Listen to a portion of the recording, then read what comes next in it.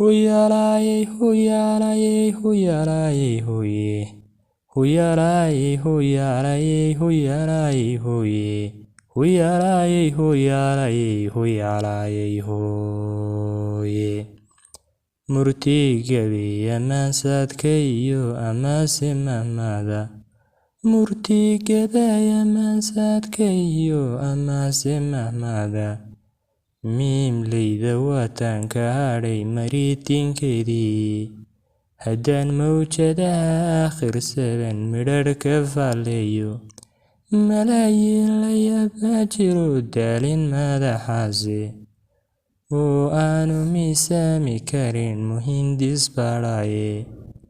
Waalida maryaa sidaatee maadhaba badane. Mas-uuloo hanweyo dalaan moodid baa badane.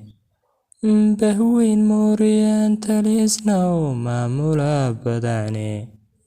Maashi dadweynaha anoon wada masaynaynin.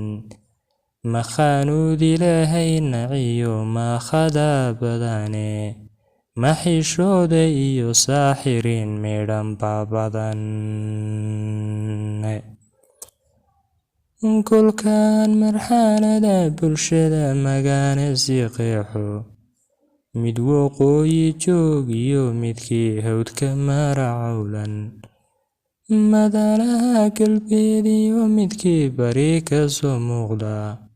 Meeshiyo ilaa koonfurta kii ku magacaaban. Matalaadahooda sanoon kala macnaynaynin. Oon maro casaan iyo huruud midab la sheegaynin. Malaxumada Soomaali waa waxaa ka muuqdaye.